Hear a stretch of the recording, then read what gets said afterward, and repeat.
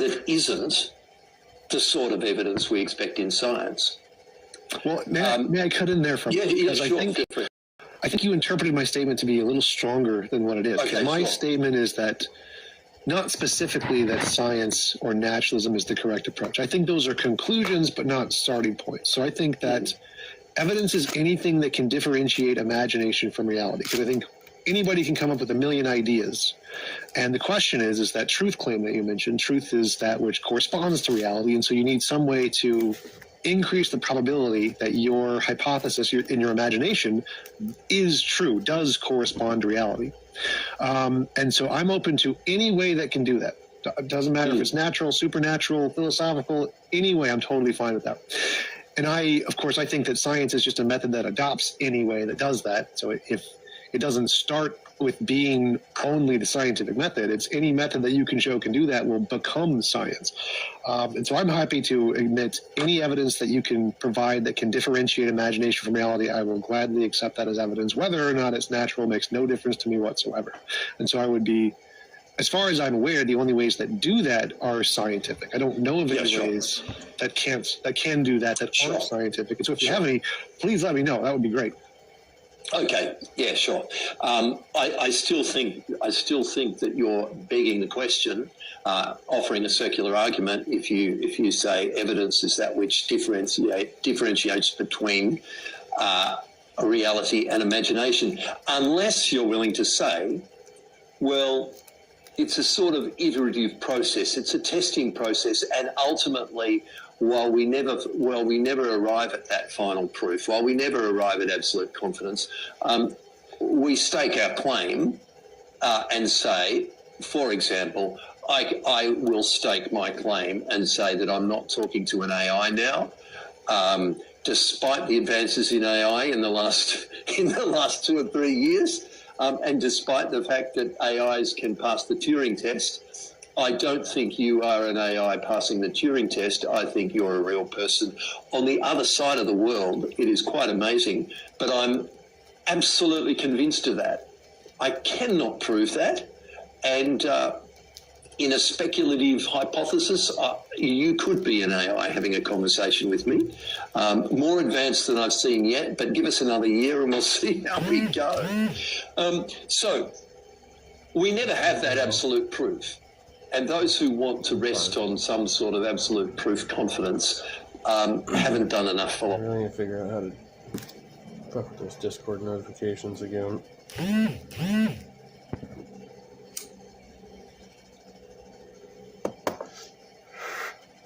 Everybody doing today? Thursday, 3 o'clock in the afternoon here on the West Coast.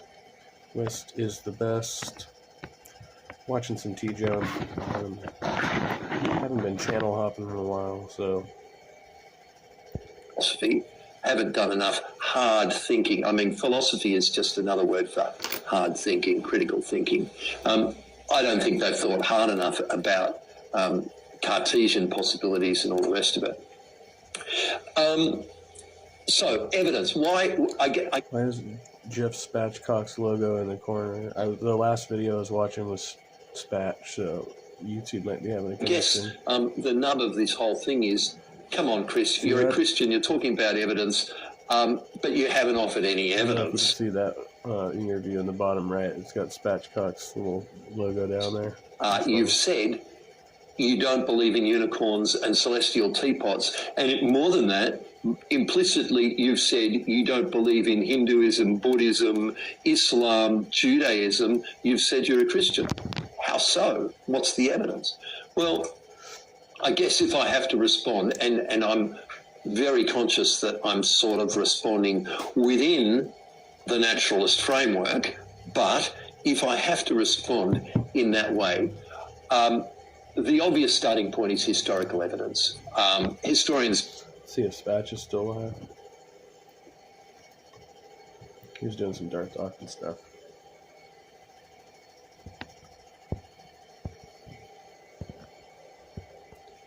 Members only. Am I a member? No. Well, did somebody give me a membership to Sam Harris? They should.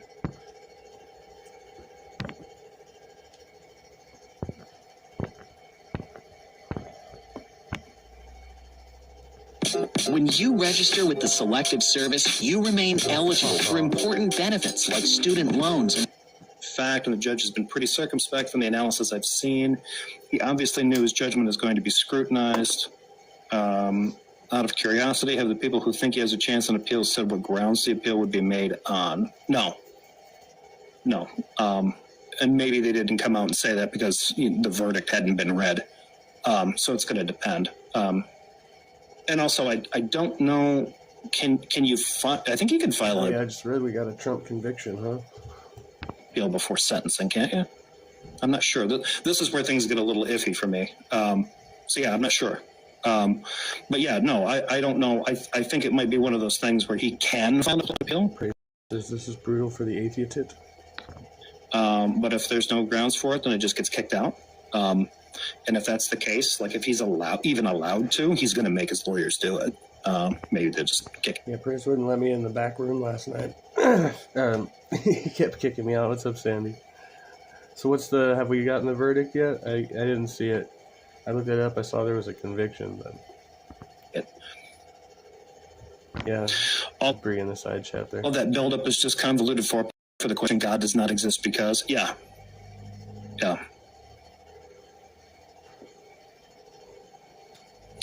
This is brutal for the atheist. That's atheist. Yeah, no.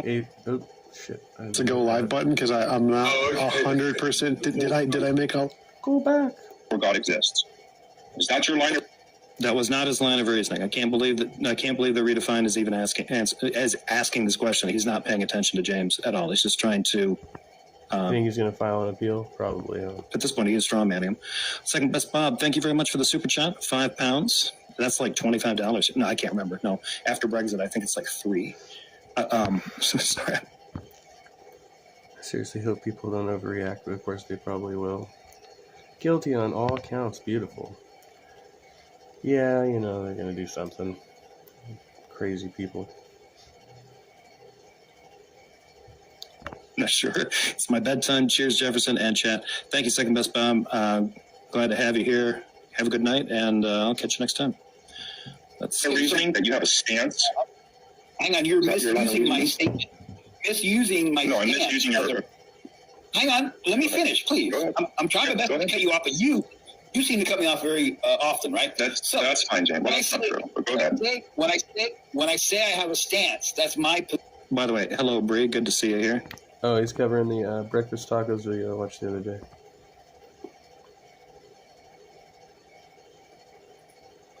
Why are you making... So when this started, I had to take a call. So I got an ultimatum. Well, so much an ultimatum for my job, but, essentially, I told him I wasn't going to be available to work these graveyard shifts anymore. And so the call I just got said...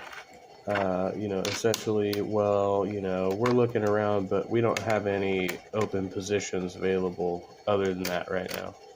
So you can keep doing what you're doing, or we'll, accept your resignation, was the answer I got. So I was like, I'm going to have to think about that. I don't really have anything else lined up right now, right? Those are some great options. Kind of implicitly... like gay panic jokes in my chat, dipshit. What the hell's wrong with you? Position, right? You can get Moderation. this hat on Amazon if you like the cock. That's all I'll say. And I'm also recognizing I'm a fallible human being. So until I'm proven to be mistaken, I'm going to hold my stance. That's all I'm saying. James, is a stance, is appealing to a stance a sufficient justification for a worldview? Why wouldn't it be for a worldview? Right? Like this is like stances are just part of your worldview. I mean, or maybe depending on how you define worldview, stance could just be a different way of calling it. Of saying worldview. Fox melting down over truck verdict. Yeah, probably is. I think one of those praises is Peter. Oh, is it that one? It could be. Not necessarily, no. Well, now you're being arbitrary. And hold on, No, now you're invoking. You got me, you bastard. You Dutch bastard. You got me. All right, fine.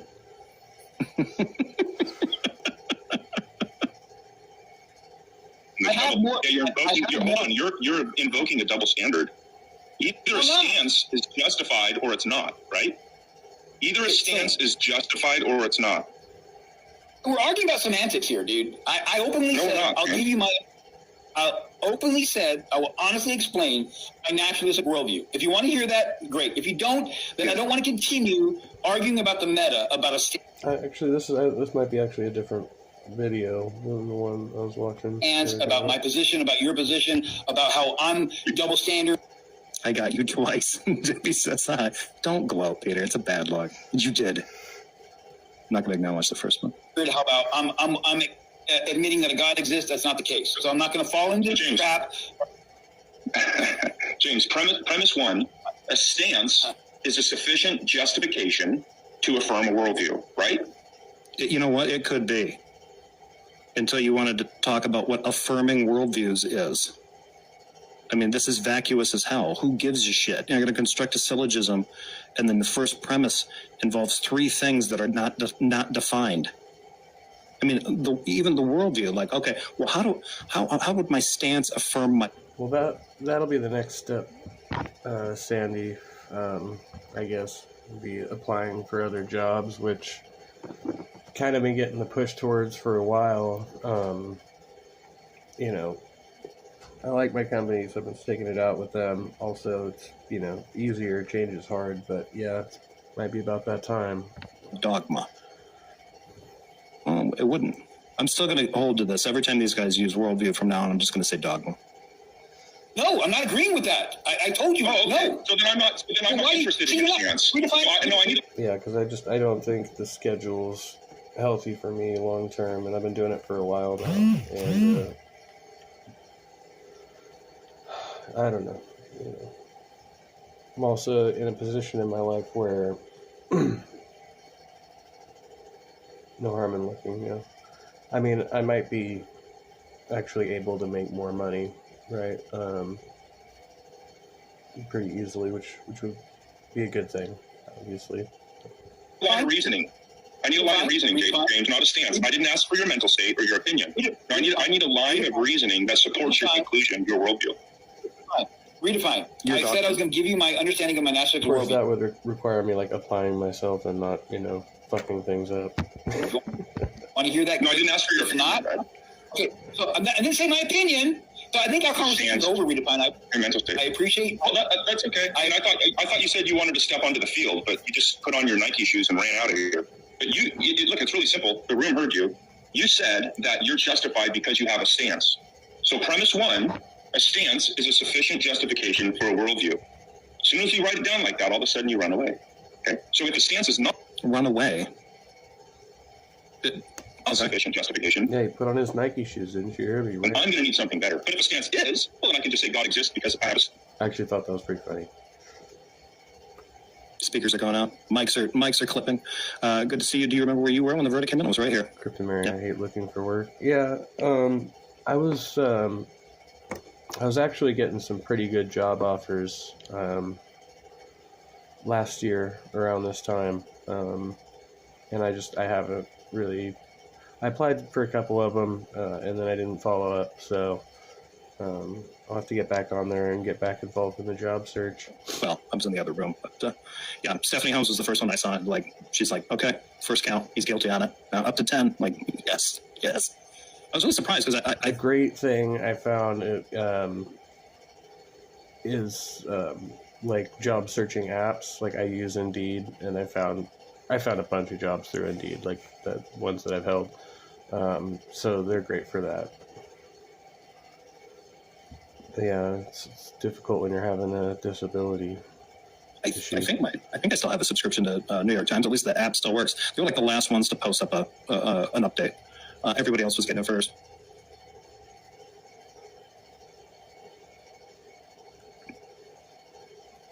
I'm not hearing anything. I thought my headphones died.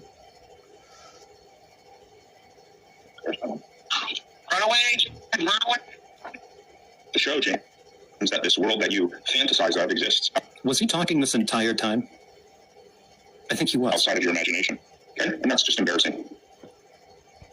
It is. They just had him muted. Embarrassing. And then the last thing I'll say, James, is that does make That's you. the best when he just keeps talking and they mute him so he doesn't hear the contrapoint. He's just bloviating through the whole thing.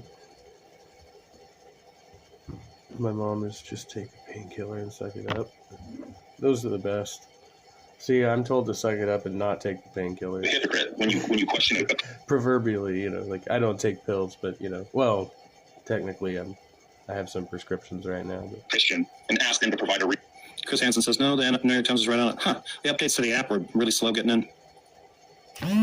They did have the live listen to thing going, but like the notification, usually they're really quick with the notification pushes. But this time they were, at least for me, they were delayed. Reasoning that's more than just a stance. It does make you a hypocrite. Redefined Living should be careful who he calls a hypocrite. Wait, to me or Jeff? Someone needs to inform Redefined Living that real gangsters don't flex. I mean, there's got to be real gangsters know their game. In squash. What's the question? I just gave you the setup. I think so. Well, the new voice is Squatch. Hey, Darth, I think you got a fan here. Yeah, so you didn't hear me walk through the lines of reasoning with James? I am smoking weed, though. I mean, I've been listening to people in some recovery circles frown upon it, Like there's always a joke out here, they call it being California sober, but, whatever keeps you sane. I just came in about 5 minutes ago. I came in at the very end when I think you said you had double standard, and then it was falling apart by the time. Yeah, great. So, well, let's just start off by asking you, do you have an argument for some neutral ground that we are born into, upon which a theist adds a proposition of God? Yeah, I believe so. I believe that my view gets us, at least gets me to the definition of everything, that I get to the point where I say I don't know the full nature of that. I know some entailments of what it has to support. It's not what I asked.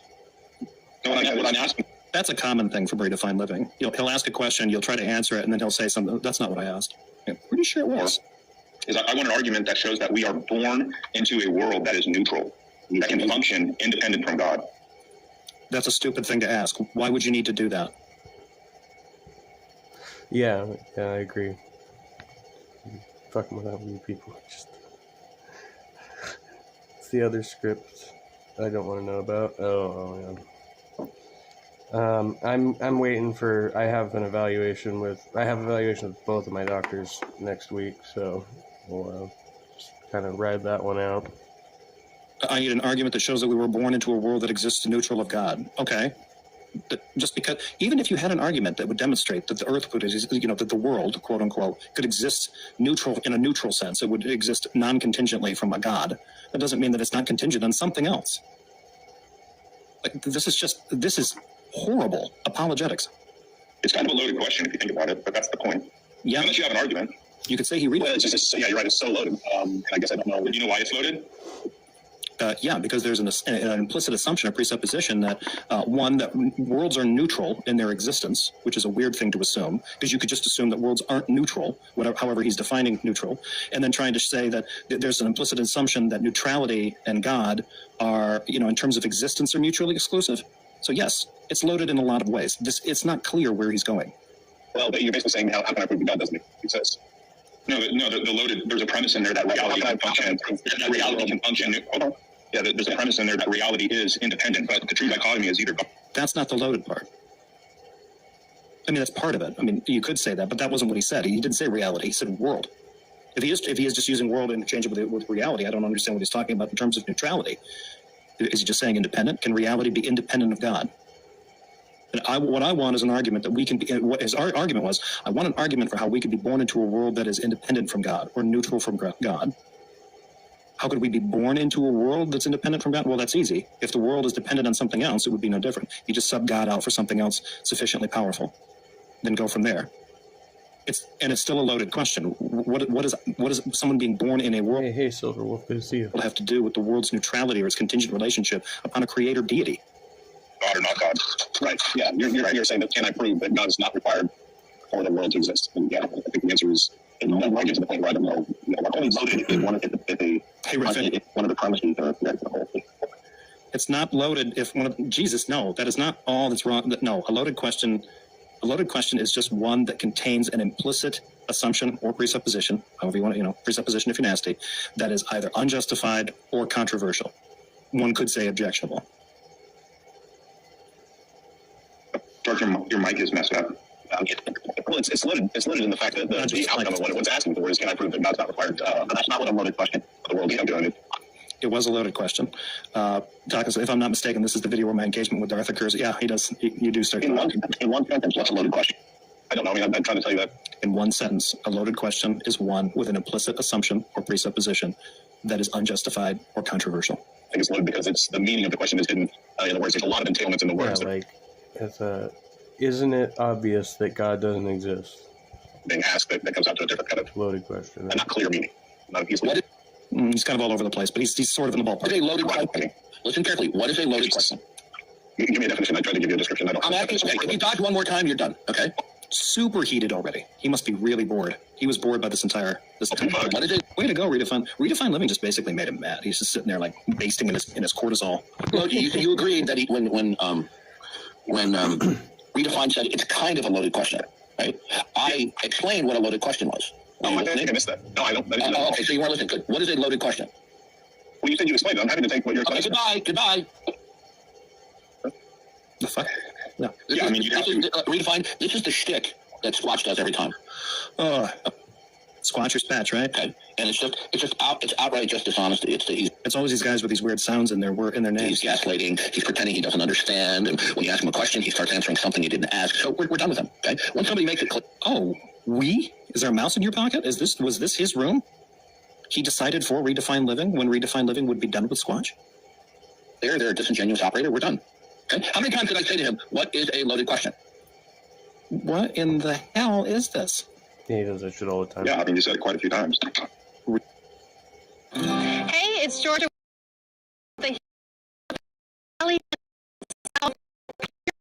Yeah, I've heard that's hallucinogenic. Reality can function independent from God. So Redefine wasn't even a comment from like a user named Sober Stoner paying attention to what Taco said. He just immediately jumps in with, by even answering the question, you're assuming the existence of God. This is the Cy-10 Bruggencake syndrome. It's just right back to that. I won the debate as soon as you showed up. Redefine. If I said to you, what time of day was it when you stabbed your wife to death? You would just say.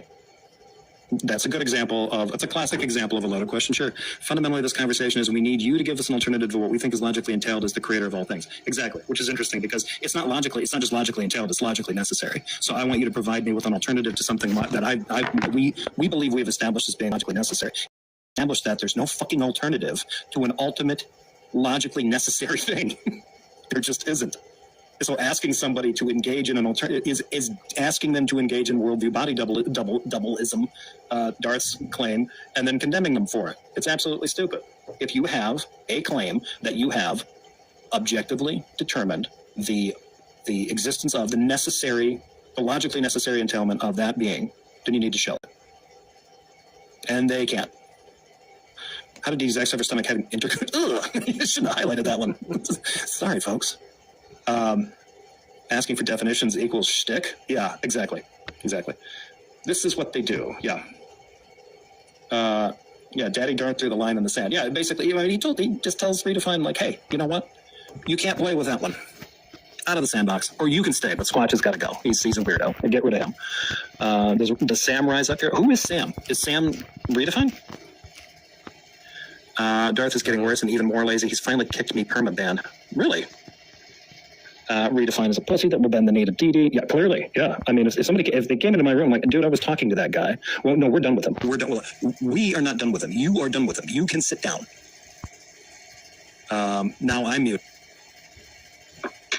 Evolution is the biggest hoax ever foisted, next to Satan telling Adam and Eve they could eat of the fruit and they would become gods.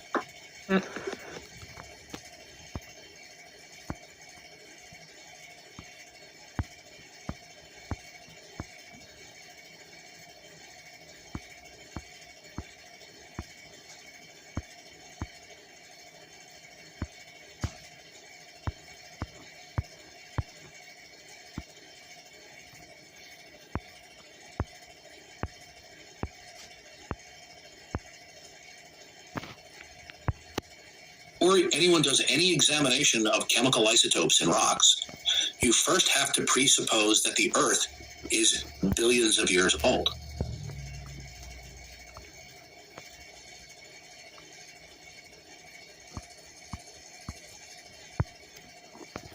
That you can't be a liar and a good teacher, which I think is wrong, and so I don't find much weight in the liar, lunatic, or Lord argument. But that's my thoughts on those three. Tell me what you think. Well, you've given me some things to think about and respond to. I'm not sure where to start. Are you a liar? Oh, yes, all the time. I am the sexiest man alive, and I can say that 100% true. No. You're evading the pointy bit of my question. Are you a liar? Well, yes, I lie all the time, 100%. I absolutely do. Okay. So where is this conversation going to go now if I have to doubt your sincerity? Well, I think that you should never judge an argument by the speaker. So whether or not I'm lying doesn't make a difference. So like if I said 1 + 1 = 2 and I was lying or believed I was lying, the truth of the claim is to be assessed independently of the motivation of the individual saying it. And so whether or not I lie is irrelevant to whether or not the statements I'm saying are compelling or true or meaningful. And so you should always address the arguments, not the person making the argument. So whether or not I'm lying wouldn't make a difference to the quality of the things I'm saying. Yeah, it sounds like the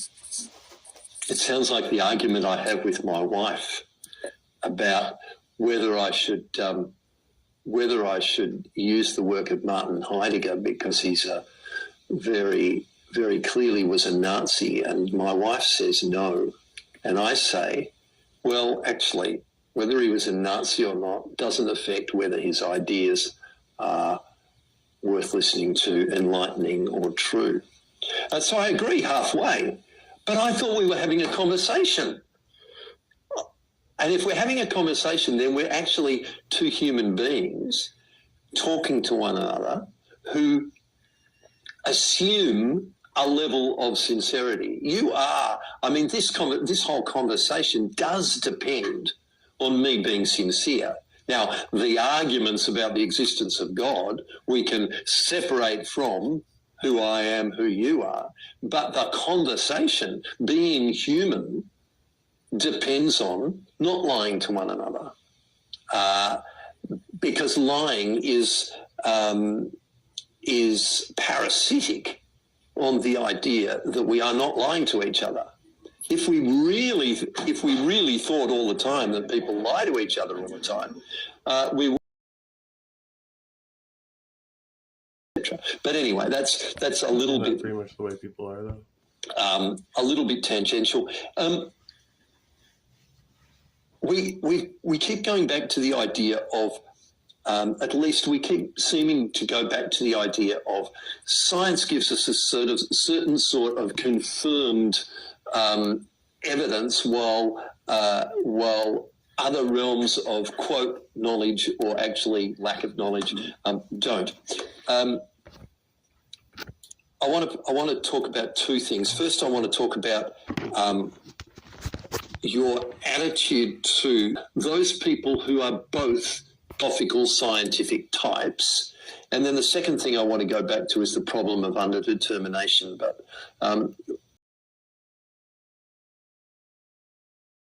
we have. Let me start with the Christian world. In the Christian world, you can come across people who think, well, if you're not a Christian, you must be an idiot. You just haven't looked at the evidence.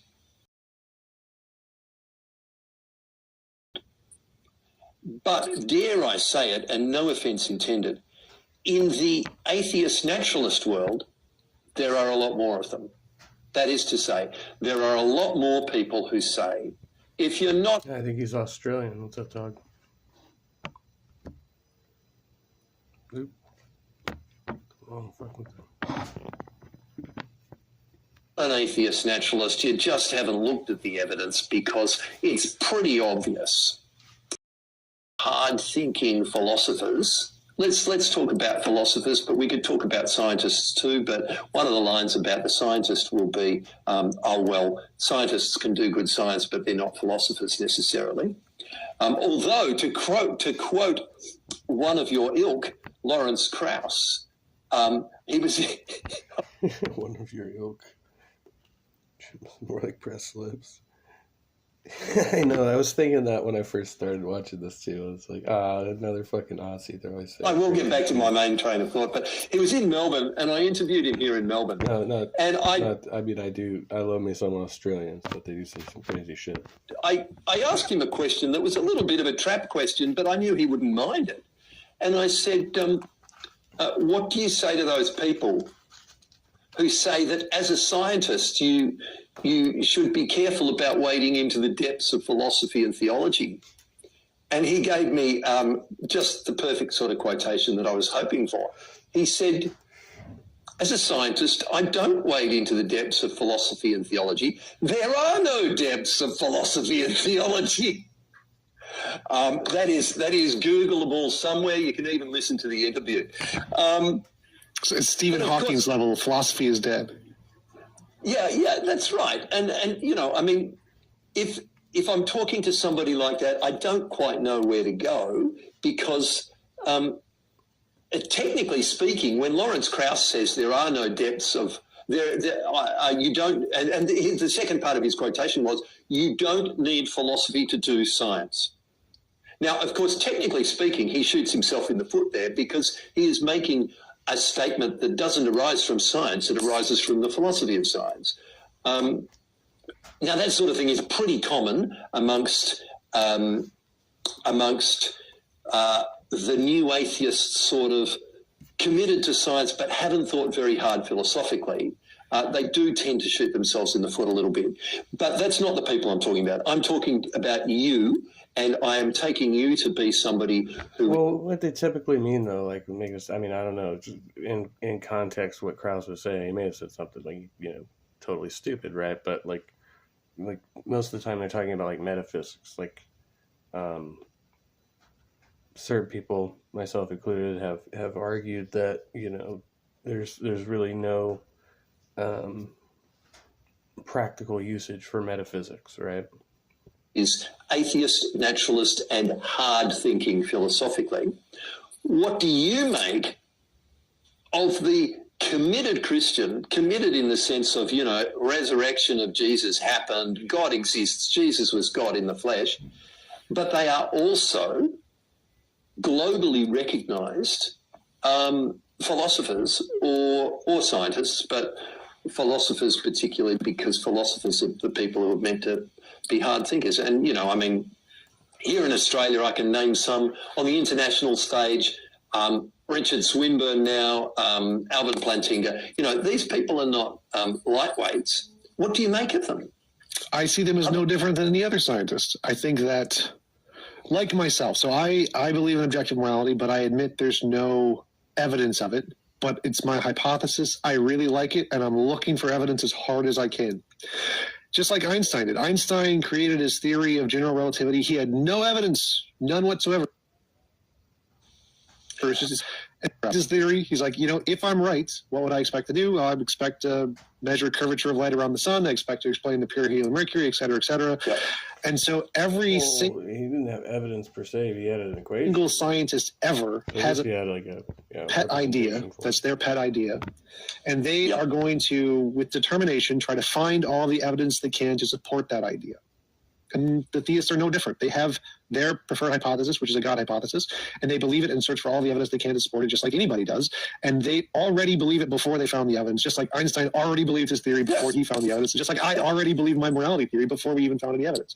And so I don't see there's any psychological problem or delusion with people who believe that way. And I don't think there's any problem with believing in God. I talked to Pete Innes. He's a philosopher here in Pennsylvania in America. And he's a someone who believes that there's no evidence but still believes in God. Is that a fideist? Yeah. So fideist, who says roughly. Yep.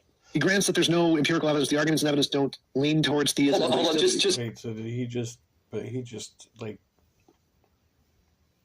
Justified theological presupposition. Can you just stop for a minute? Sure. Please, back to this word evidence. You just used the word evidence.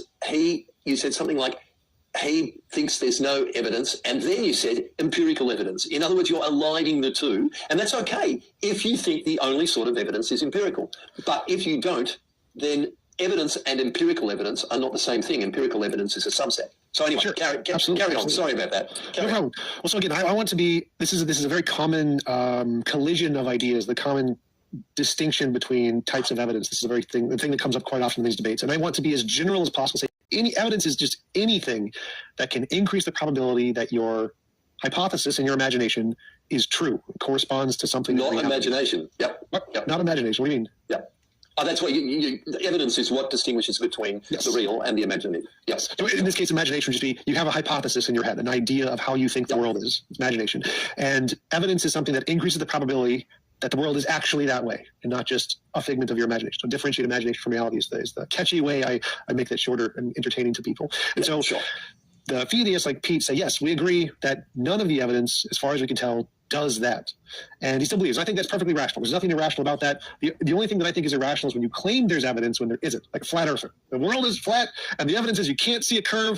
You can literally see a curve. That's irrational. And so my interest is more, do the arguments and evidence actually differentiate imagination from reality? That's what I see curves everywhere, bro. Focused on. I think it's perfectly rational to have a hypothesis of a God. And you can even make predictions. When you die, you go to heaven. If that happens, that is phenomenal evidence. I'll be, yep, you were right. I was wrong. My hypothesis says that won't happen. Yours says it does. If that happens, you have all the evidence. I lose. And so I think any kind of evidence, any kind of way that can differentiate the fact that it's just a hypothesis, imagination, with it actually being true, I would accept. But I haven't seen any of the ways that are not science that do that. I'm open to it, perfectly fine. But like in the case of religious experience or historical evidence, those seem to have just an abundance of defeaters. And so the reason I wouldn't accept those as evidence is because they don't seem to work any other place in history to differentiate imagination from reality. Like there's a paper by Mike Lacona of Historians and Miracle Claims, where he goes through the reasons why historians don't accept miracle claims in any historical document, Hinduism, Buddhism, the Iliad, the Odyssey, whatever. It's because historians aren't allowed to make ontological commitments about reality or something along those lines. Can't be justified by historical testimony. You need more. For the same reason you would need more in a courtroom today. If somebody goes in and says, magic is real, he used Avada Kedavra on my grandmother and killed her with a wizarding spell, the testimony, even if you had like 1,000 people who just saw it happen, he waved a wand and a green light came out and she died, that would not be enough to convict him because there's no precedent that magic is real. First, you'd have to say, how do we show magic is real? And then you can convict him based off of the testimony. But the testimony doesn't count as a big... I used to know some wicked card tricks back in the day, you know. There's definitely real magic out there.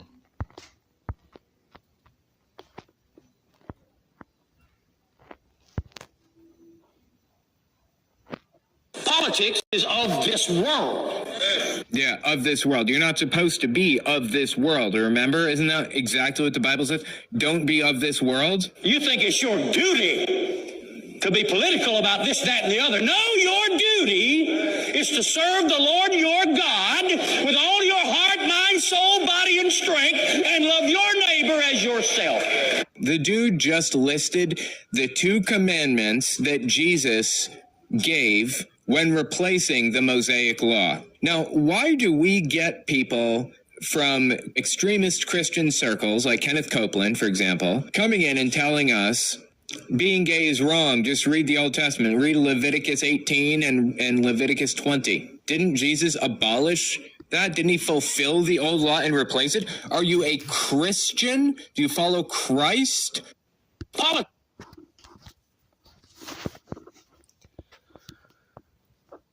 Yeah, good old Telltale.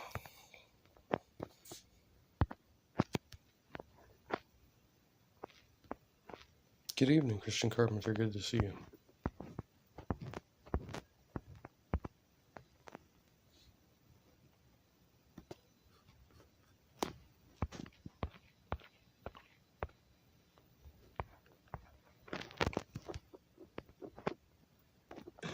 Yes. Ooh. Why is one of your favorite? Most people say I have the best tunes on YouTube. Right. Who's most people, though? Yes, I bring back people's childhood on my panels. So I know I saw old school cartoons on my panels. Jesus Christ, do you see this? Can you see the comment? Donald Trump has converted the genders to on dry life. Yeah. And most people do say I have the best, and you can look at my channel.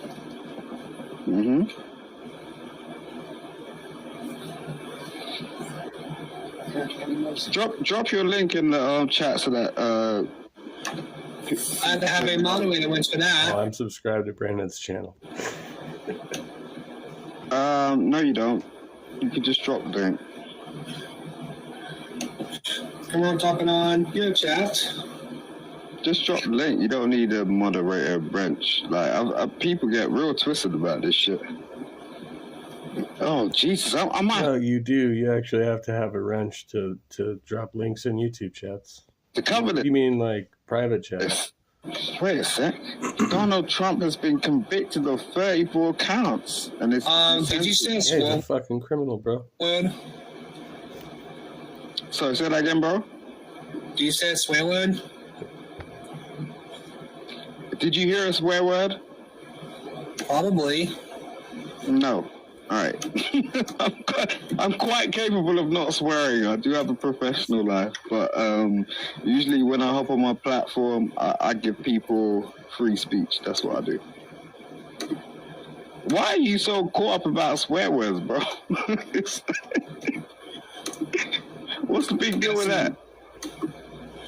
Because my channel will get reported if someone swears on my panel. What, so have you had your channel struck or something? Because it sounds like you're a bit paranoid.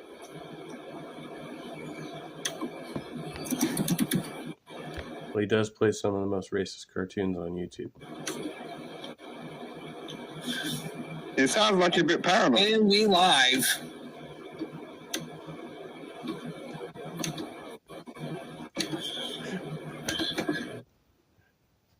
Right? No swear words. User. Say that again? You seem like an okay user. What does that mean, though? I don't understand that sort of language.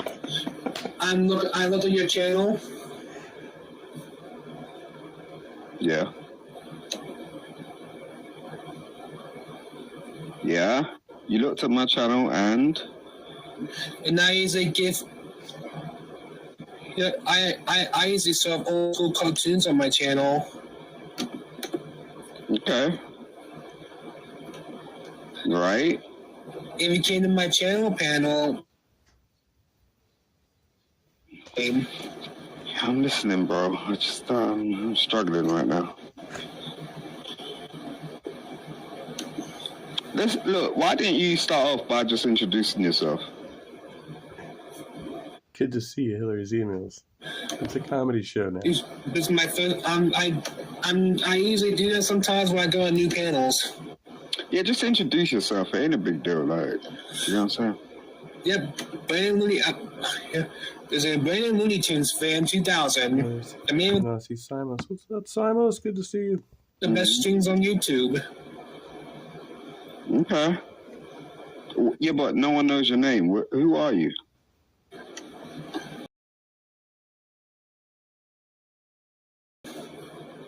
Well, you don't need to say your real name.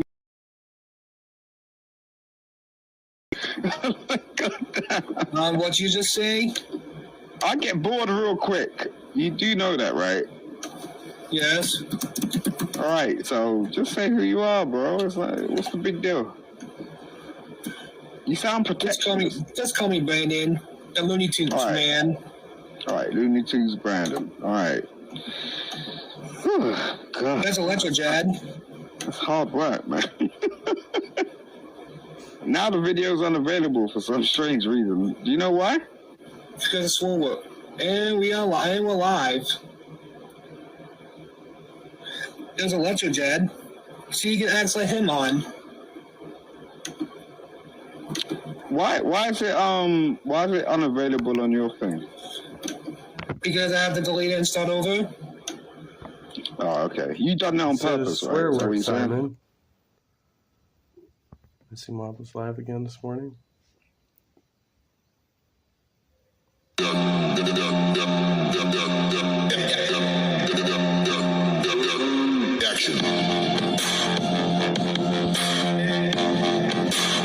Gambling autism. So okay, so how about him and his fans? If they raise $50 together, he should come on. Sure. But I get $30 out of it. All right, so you guys should total up how much you've sent so far. I assume this is a Groovy Jimmy fan, $2. But I have to get 30 out of this, Grace. We agree with that, right? Yes, you'll get 30 out of it. Yeah. Maybe we have two people backstage. We have Rizza and Yo. You're in charge of the stream, dude. I'm not running it, so you tell me what to do. Okay. Let's bring Rizza up. Just for a short. If this goes wrong, I'm blaming it on you because I don't. I'm ready to gamble, but it's your stream. Let's just see what he's got to say. 5 minutes. Okay. 5 minutes.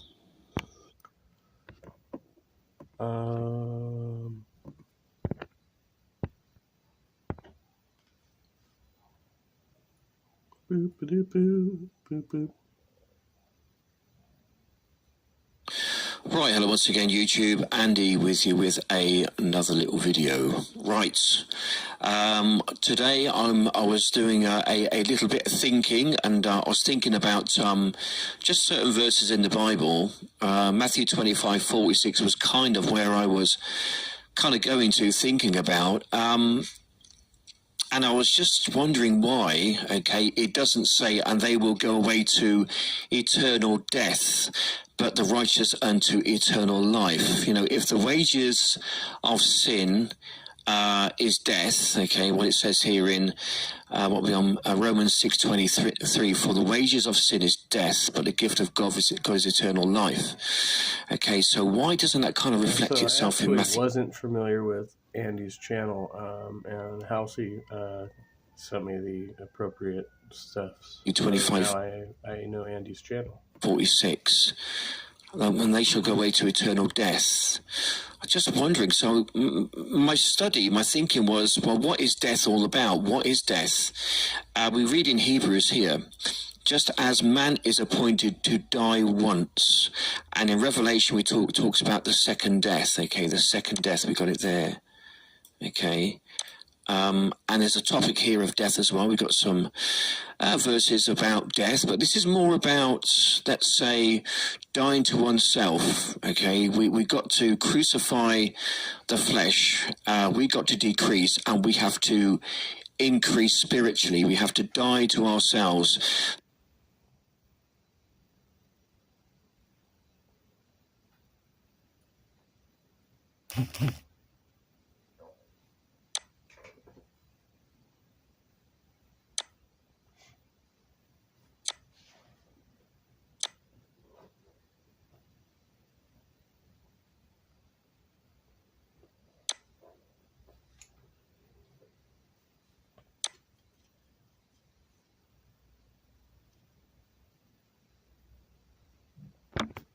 Apparently the MAGA crowd's taking this whole Trump conviction thing pretty seriously, huh?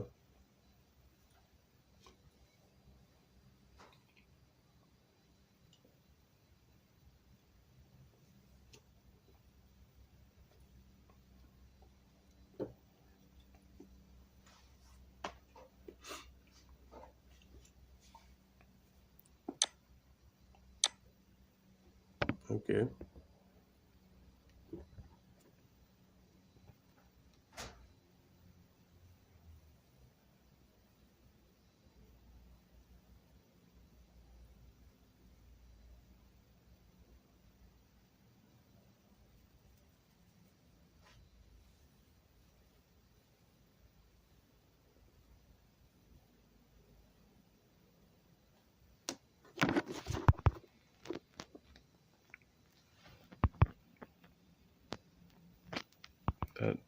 The rest of this is just gonna be okay. That's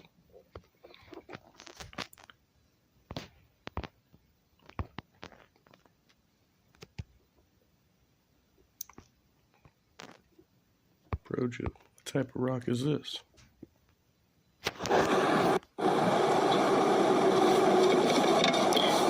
Look at this cool rock I found. Found in the yard. I think that's volcanic. Have you gone deaf, or is there something wrong with my sound?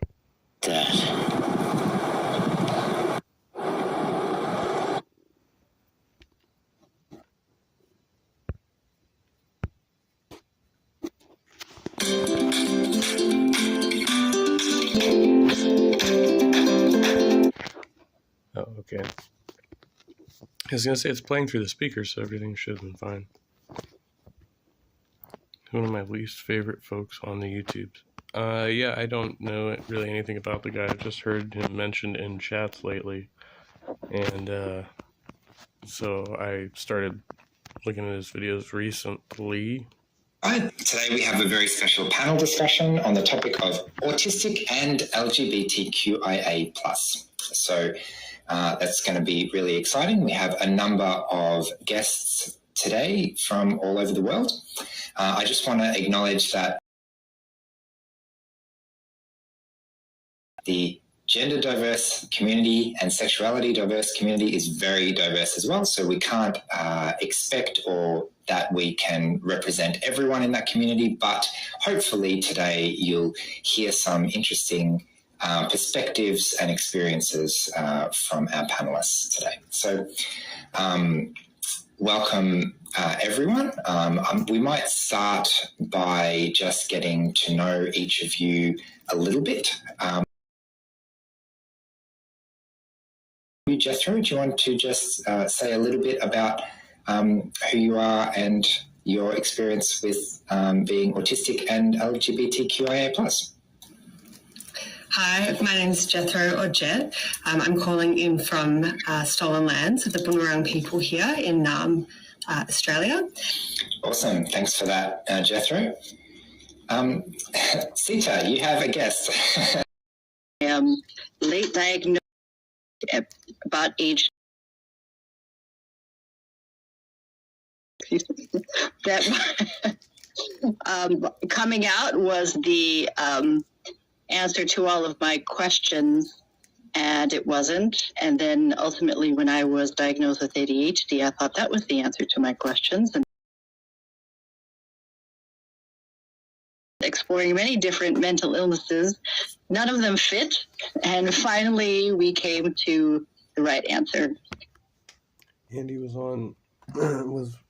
once on a panel and proceeded to run his finger up his nose digging for gold. That could be yeah, that could be a little much. I also have an issue with like people eating on panels generally, like lip smacking and stuff like that. Andy once threatened someone with "Watch out, mate, my brother is built like a shit brick house," then uploaded it. That's probably not the best. I work in the mental health field, and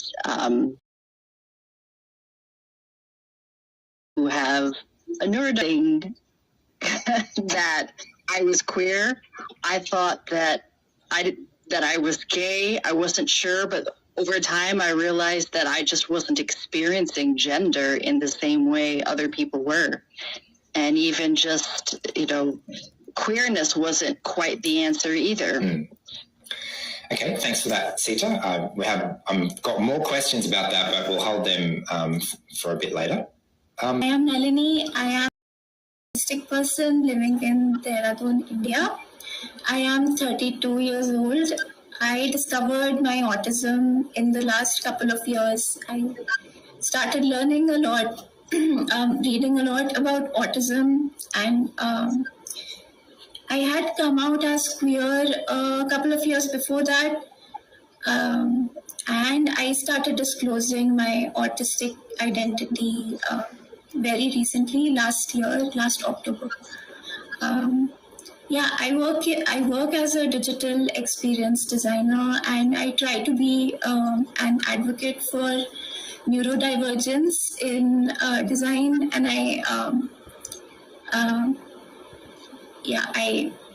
I've also found a few other neurodivergent people in digital experience design.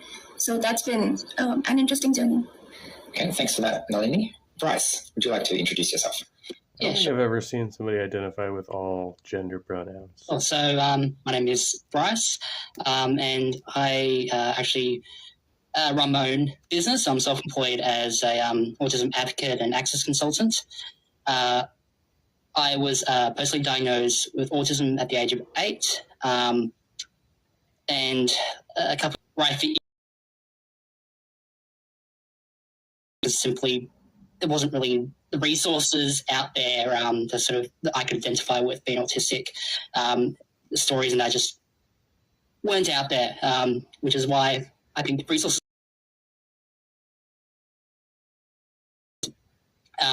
Also, I am coming to you from eastern suburbs of Melbourne. Julius. So my name is Julius. I am in Philadelphia, Pennsylvania. Although I consider myself a New Yorker, I moved here His is not tail end of the pandemic, and I plan to move back.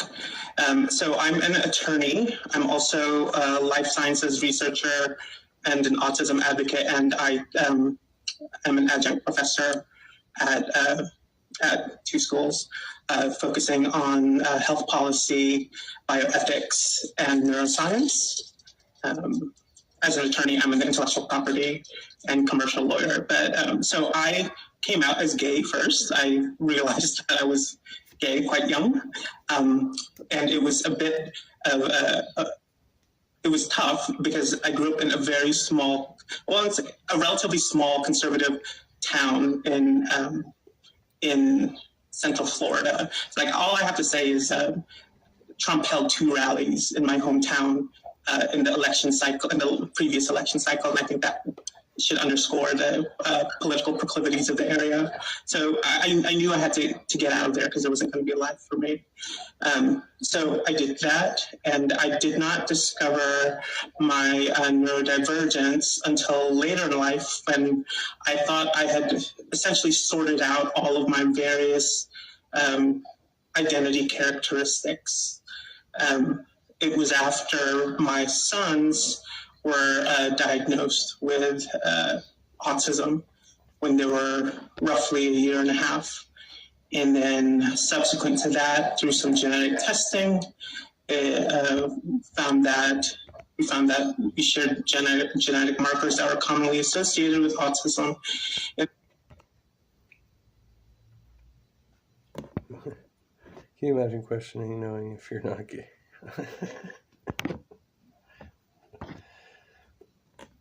Then, well, some people they're not sure. I went and got evaluated, which is a really tough process. Do you like dicks or don't you? Answer the question. Formally evaluated. It's there's not as much access to people who can do it, and it's quite expensive. And then I received my diagnosis, and it was very strange suddenly learning how to advocate for myself as well as my children, because my personality has always been it's easier to advocate for others. But that's what I do. And as an autistic person, as a neurodivergent person,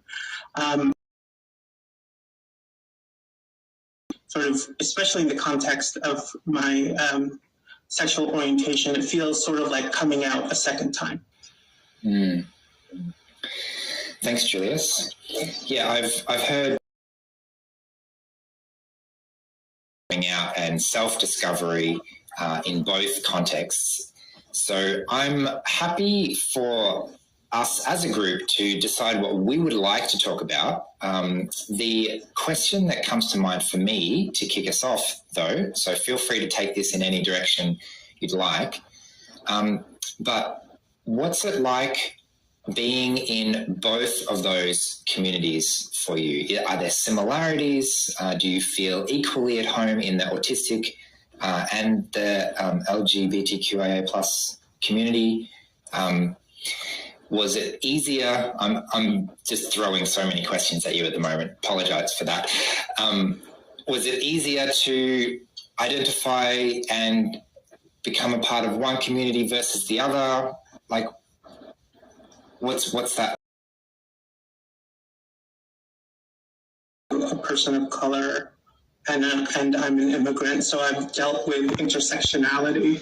I remember somebody talking about that, like, in the, down on the funny farm or whatever, like this whole, like, wearing many hats thing. It's like, oh, I'm gay, and I'm autistic, and I'm an addict, and it's like, oh, yeah, okay. It's like, cool. We can all kind of say that a little bit, I guess, to some extent or whatnot, but, yeah, I mean, it's very interesting. But if you want to see more of that conversation, it's live premiering at Autism from the Inside right now. I'm going to get the fuck out of here. It's about that time for me. People put up too many boundaries. Well, I think that the key is, like, in identifying, what you actually believe. You're, like, taking those walls down, but you also open yourself up for criticism, right? Like, and like anybody who's, like, doing YouTube Live is doing that, right? Like, you're kind of opening yourself up for back and forth.